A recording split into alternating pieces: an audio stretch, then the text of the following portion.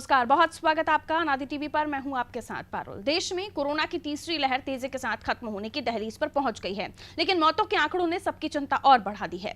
मौतों के आंकड़ों में रोज वृद्धि हो रही है। अलग अलग अध्ययन बताते हैं कि महामारी के मौजूदा लहर के दौरान मरने वाले 60% रोगियों का या तो आंशिक या पूरी तरह से टीकाकरण नहीं हुआ था। जिन मौतों की रिपोर्ट की गई है उनमें ज्यादातर 70 वर्ष से अधिक आयु के लोग हैं और वो कई तरह की पुरानी गंभीर बीमारियों से पीड़ित थे, जैसे कि किडनी रोग, हृदय रोग, मधुमेह, कैंसर। ये भी बताया जा रहा है कि वैक्सीन ना लेने वालों की ही मौतें हो रही हैं। वहीं कुछ मामलों में ऐसे मरीजों की मौत हो रही है जिन्हें पहले से कोई गंभीर बीमारी थी। आज हम मौतों के इसी रहस्य को जानने की कोशिश करेंगे। आखिर तीसरी लहर के अंत में मौतों का आंकड़ा क्यों बढ़ रहा है? तो आप देखते रहिए अनादि विशेष।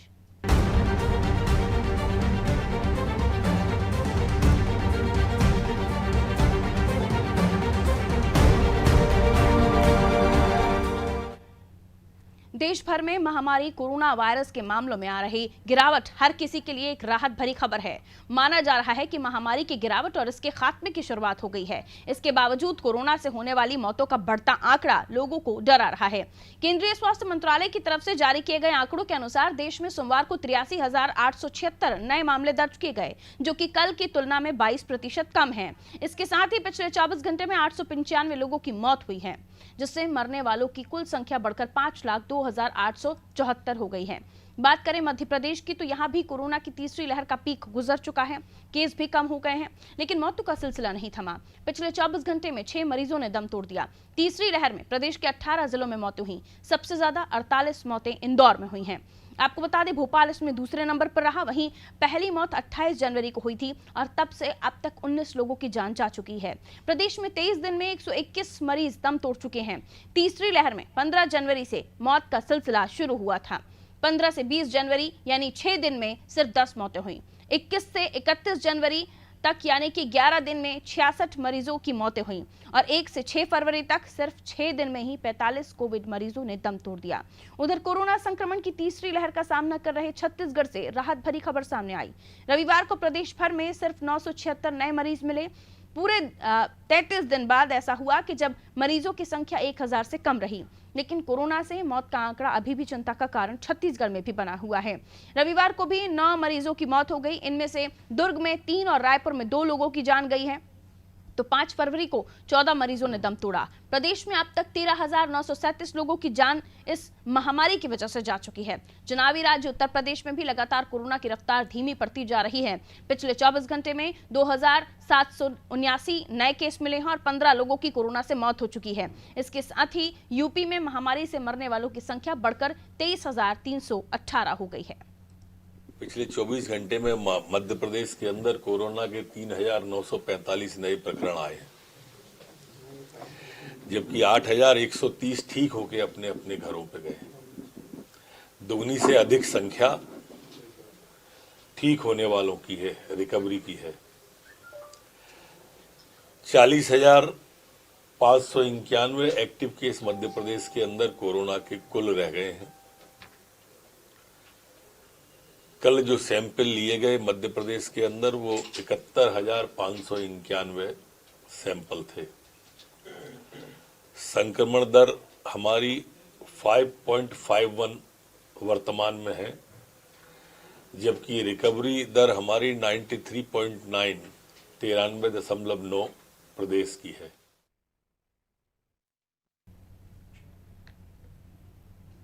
तो कोरोना के थर्ड वेव में हम देख रहे हैं कि आंकड़े अब कम हो चले हैं, लेकिन जो मौतों के आंकड़े हैं वो ज़रूर डरा रहे हैं। लगातार जो अलग अलग दिन के हिसाब से हम आपको तस्वीर दिखा रहे हैं वो अपने आप में चौंकाने वाली है। देखिए, बात अगर हम मध्य प्रदेश की कर रहे हैं तो 24 घंटे में बताया जाता है कि यहाँ 6 मरीज ने दम तोड़ दिया। 6 दिन में 45 मरीजों की जान जा चुकी है और छत्तीसगढ़ में 9 मरीज इस दौरान जान गंवा चुके हैं। उत्तर प्रदेश में यह आंकड़ा 15 मौतों का है, जो अपने आप में परेशान करने वाला है, डराने वाला है। लेकिन उसके बावजूद भी आखिर क्यों नहीं लोग संभल रहे हैं, ये समझ से परे है। क्योंकि ये बता रहे हैं आंकड़े कि जो लोग मरे हैं या जिनकी मौतें हुई हैं, उनके पीछे कारण ये कि या तो वो एज में ज़्यादा थे, उनको ऑलरेडी बहुत सारी बीमारियों ने जकड़ रखा था। कुछ ऐसे लोग थे जिन्होंने वैक्सीन को लाइटली लिया। एज तो ज़्यादा थी, बीमारियां थी, लेकिन वैक्सीन ना लगने की वजह भी मानी जा रही है उनकी मौत का कारण। क्योंकि जिन्होंने वैक्सीन ले लिए, बाकी आबादी थर्ड वेव से बची रही क्योंकि लगभग लोग वैक्सीन ले चुके हैं। कुछ ऐसे लोग जिन्होंने इस वैक्सीन को बहुत ही लाइटली लिया, कोरोना को लाइटली लिया, उन्होंने फर्स्ट डोज लगवाया, डोजेस लगवाए ही नहीं हैं, तो उनके साथ बड़ा संकट इस बार दिखाई दे रहा है। और इसीलिए बार बार हम वैक्सीन को लेकर भी बात करते हैं हमारे इस कार्यक्रम में भी, और लगातार हमारे रिपोर्टर्स भी हमें बताते हैं कि अलग अलग जगहों पर हाल क्या है। देखिए, मध्य प्रदेश की बात करें तो कल हम देखें, शनिवार की ही बात है कि चिकित्सा शिक्षा मंत्री विश्वास सारंग ने जो मोबाइल वैन्स हैं टीकाकरण के लिए अलग अलग ग्रामीण अंचलों में रवाना की हैं, ताकि वहां पर जो लोग भी अभी तक छूटे हुए हैं उनको वैक्सीनेट किया जा सके। जो लोग वैक्सीनेट हैं उनको बहुत ज़्यादा कोई तकलीफ नहीं हुई है इस थर्ड वेव में, लेकिन जिन्होंने वैक्सीन नहीं लिया है उन्हें बहुत ज़्यादा परेशानियों का सामना करना पड़ रहा है। और यही वो आंकड़े हैं जो मौतों में तब्दील होकर निकलकर सामने आ रहे हैं।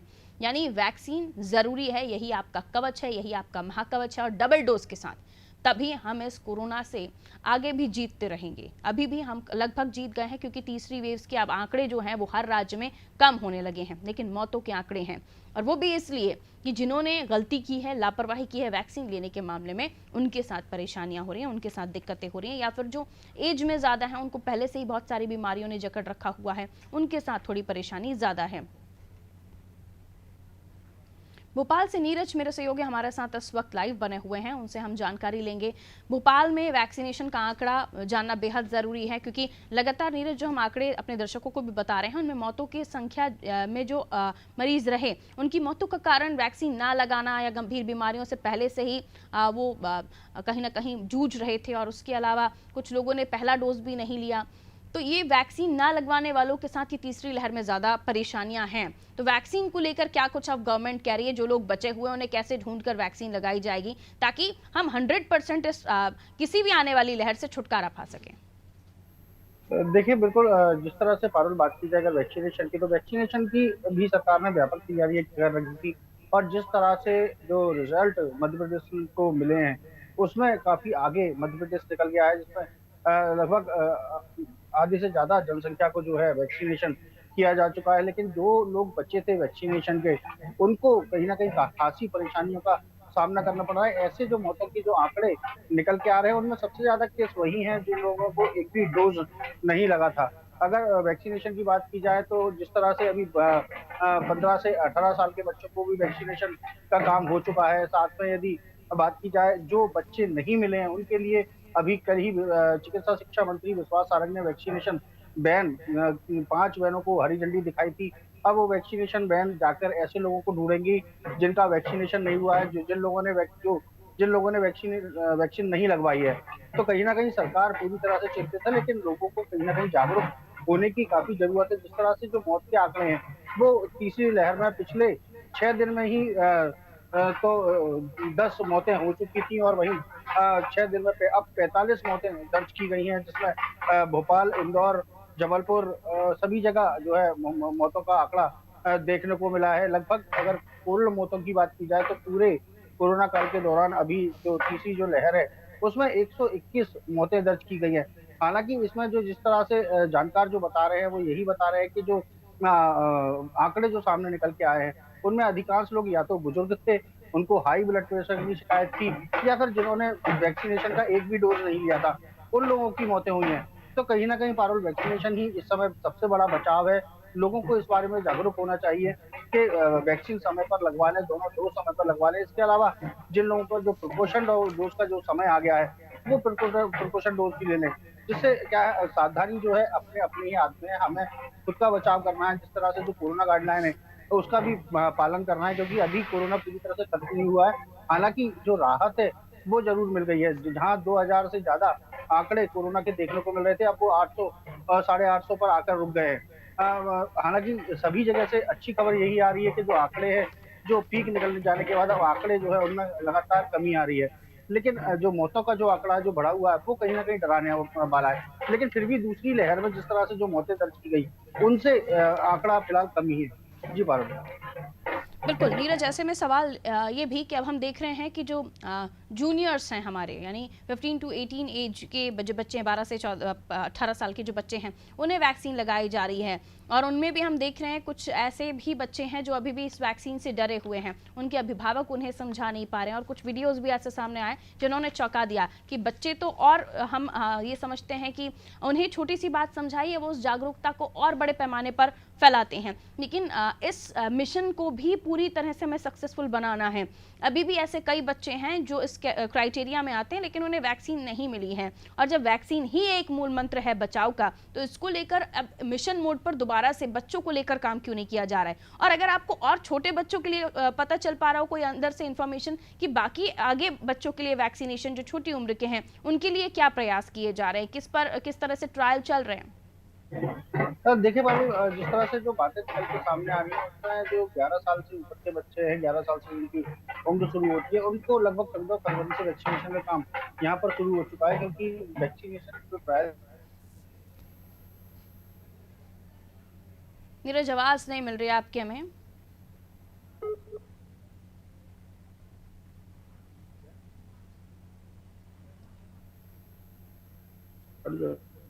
जी कहिए।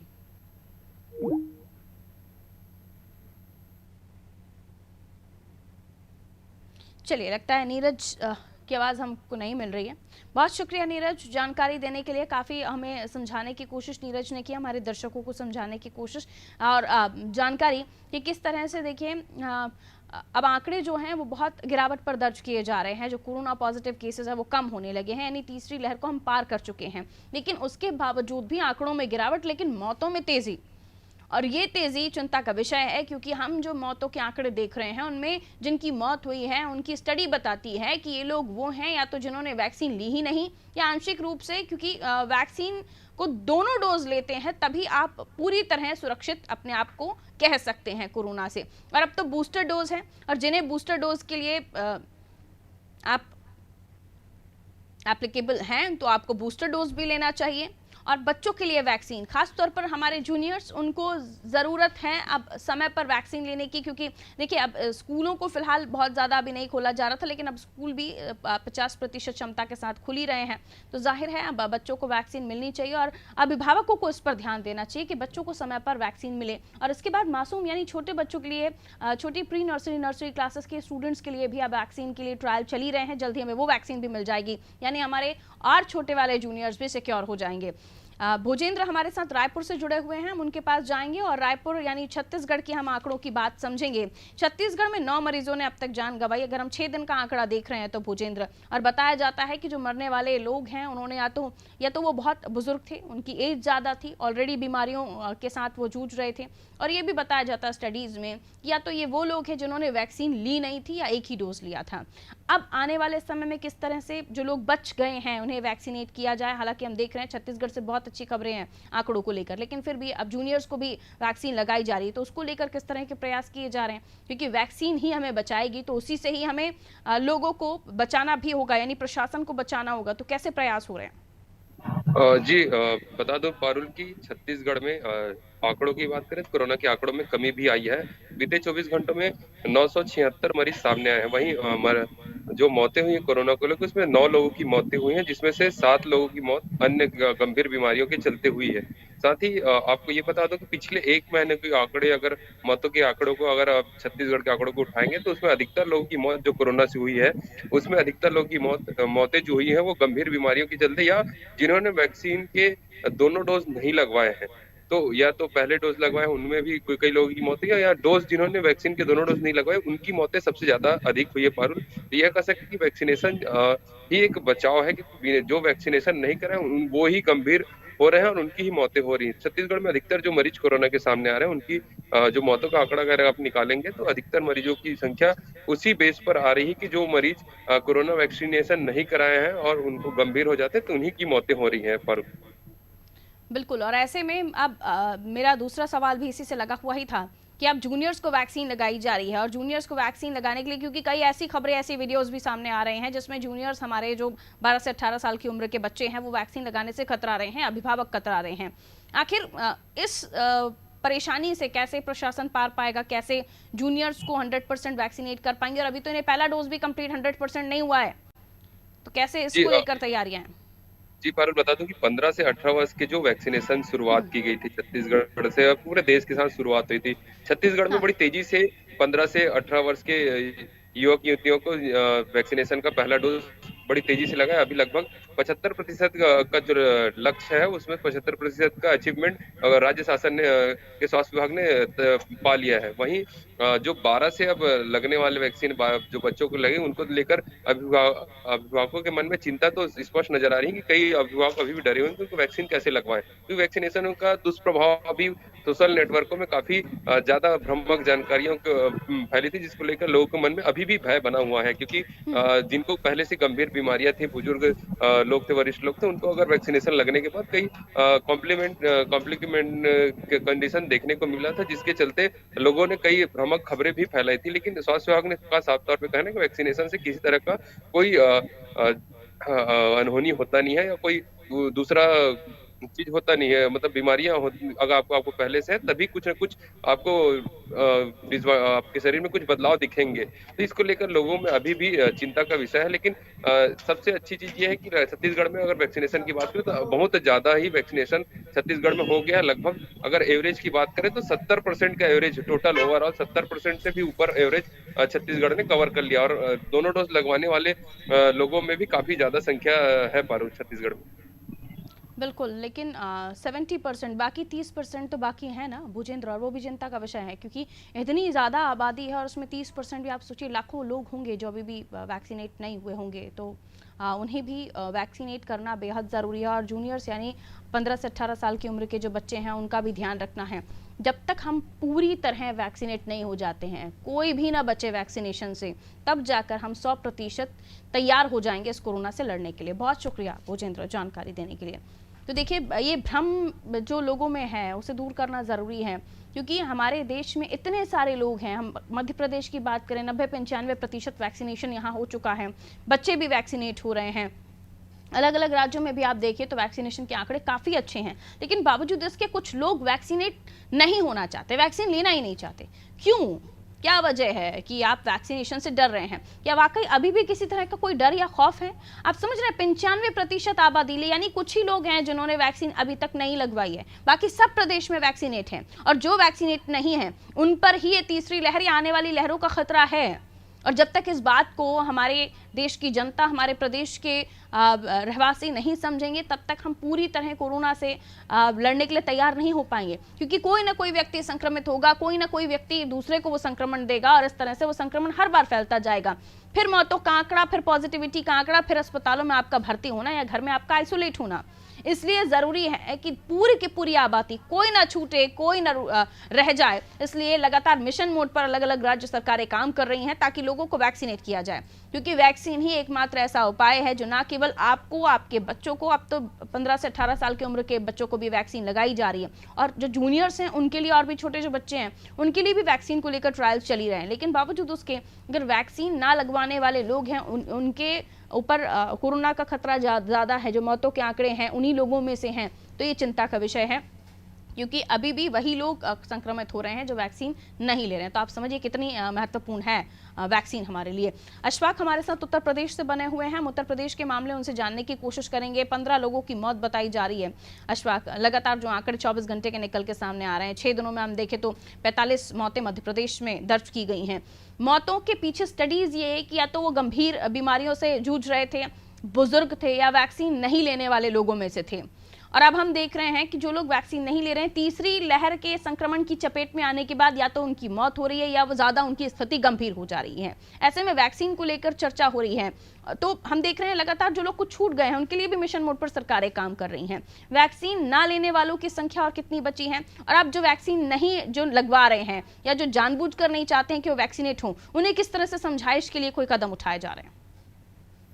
देखिए, जैसा कि आपने कहा कि वैक्सीन, जिनका वैक्सीनेशन हो चुका यानी 2 डोज जो ले चुके हैं, उनके मुकाबले में जिन्होंने वैक्सीन एक डोज ली है या जिन्होंने वैक्सीन नहीं लगवाई है, उनकी मौतें ज्यादा हो रही हैं या उनको इन्फेक्शन ज्यादा हो रहा है। ये बिल्कुल सही बात है। अगर हम मेडिकल कॉलेज लखनऊ का या पीजीआई की बात करें तो वहां से जो डॉक्टर से जब बातचीत होती तो उनका ये कहना होता है कि कहीं ना कहीं वैक्सीन से लोगों को जो डैमेजेस हो रहे हैं, जो ऑर्गन के डैमेजेस हैं, वो काफी कम है। दूसरी बात ये कि वैक्सीनेशन की अगर उत्तर प्रदेश में बात करें तो वो आंकड़ा करीब 24 करोड़ के आसपास पहुंच चुका है और जो सिंगल डोज का आंकड़ा और 40 लाख के आसपास जो है करीब पूरे उत्तर प्रदेश में बचे हुए हैं। अगर हम डबल डोज की बात करें तो ये आंकड़ा 13 करोड़ के आसपास पहुंच चुका है। तो कहीं ना कहीं जो है वैक्सीनेशन की जो डबल डोज लगने वाली जो बात है उसमें थोड़ा सा डिले हो रहा है और सरकार के लगातार प्रयास है, लेकिन चुनाव की वजह से शायद अब ये जो है जो आंकड़ा जो है जो डबल डोज का आंकड़ा है वो बहुत कम नजर आ रहा है। जी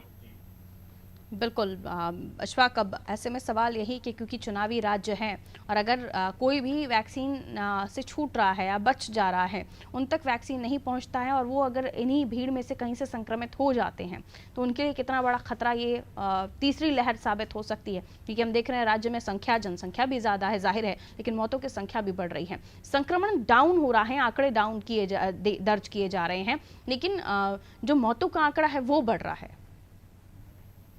बिल्कुल, असल में जब इस संबंध में बात की जा रही है स्वास्थ्य विभाग, तो उनका कहना है कि कोरोना संक्रमण जब किसी जो कोई बहुत दूसरी बीमारी से ग्रसित है, चाहे वो कार्डियक बीमारी से ग्रसित हो, चाहे वो लीवर की बीमारी से हो, चाहे वो किडनी की बीमारी से, तो उनको अगर इन्फेक्शन होता है तो वहां पर मौतें ज्यादा हो रही हैं। यानी कि जो सीरियस मरीज ऑलरेडी हैं, अगर उनको कोरोना का इन्फेक्शन हो जा रहा है तो उनकी जो है मौतें ज्यादा हो रही है, स्वास्थ्य विभाग के अधिकारियों को मानना। लेकिन जो है दूसरी तरफ जो आंकड़े आ रहे हैं मरने वालों के, उसमें कहीं ना कहीं वैक्सीनेशन के भी आ रहे हैं, जो वैक्सीन नहीं लगाए हैं उनके भी आ रहे हैं। तो कहीं एक कंफ्यूजन की स्थिति जरूर बन रही है आम लोगों के लिए, लेकिन इतना तय है कि जिन्होंने वैक्सीन लगवाई हुई है वो कहीं ना कहीं सेफ है और कहीं ना कहीं वैक्सीनेशन जो है बहुत जरूरी है। जिन्होंने सिंगल डोज अभी लगवाई है उनके इन्फेक्शन के चांसेस या जिन्होंने नहीं लगवाई है उनके चांसेस ज्यादा हैं।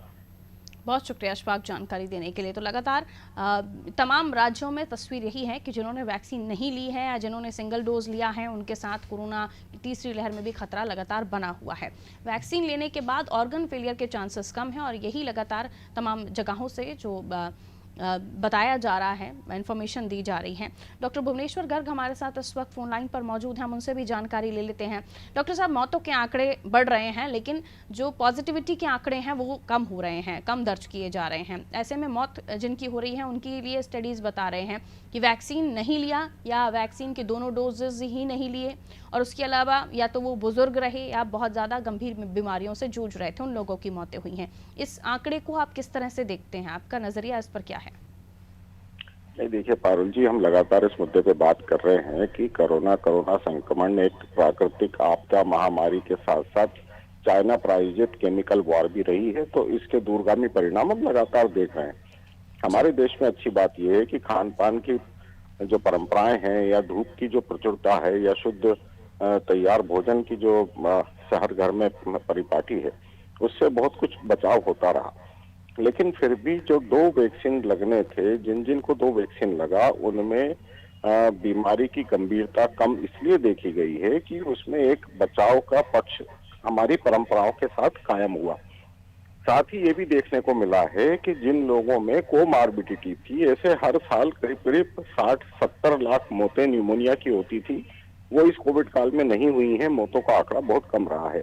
ये एक अच्छी बात है, इसको हमें आंकड़ों की इस तरह से व्यवस्था में देखनी चाहिए कि कोमार्बिडिटी के कितने लोग सामान्य तौर पर उनकी मृत्यु होती थी और इन सारे बचाव से, सोशल फिजिकल डिस्टेंसिंग से, मास्क पहनने से, साफ सफाई का पालन करने से, कितना कुछ कंटेमिनेशन, पॉल्यूशन कम होने से कितने न्यूमोनिया के केसेस कम हुए और कितने हम मौतों को बचा पाए। लेकिन आज मैं आपके सामने एक दूसरा सवाल उठा रहा हूं कि जिस तरह से लगातार सरकार में भ्रष्ट तंत्र जो बैठा हुआ है, जो दवाइयों से लेके, ऑक्सीजन से लेके, पलंग से लेके हर चीज की एक तरह से कालाबाजारी करता रहा, उसका एक आपदा में अवसर का दोहन करता रहा। अब मैं आपके सामने एक पक्ष रख रहा हूं कि मेरा और मेरी पत्नी का, हम दोनों डॉक्टर हैं, कोविड वॉरियर हैं, पिछले 2 साल से लगातार ढेर सारे कोविड में काम कर रहे हैं, बिना डरे कर रहे हैं। लेकिन मुझे परसों शाम को कोविड का बूस्टर डोज का मैसेज आ जाता है। ये कितनी बड़ी धांधली है? कौन बैठा है सिस्टम में इस तरह से? क्या हम आंकड़ों की नुराकुश्ती कर रहे हैं? क्या हम फर्जी आंकड़े जुटा रहे हैं कि हमने इतने वैक्सीन लगा दिए, और पीठ पीछे से क्या ये वैक्सीन बाजार में ब्लैक मार्केट में बिकने जा रही है? कहाँ बैठे हैं सिस्टम के लोग, क्या कर रहे हैं सिस्टम के लोग?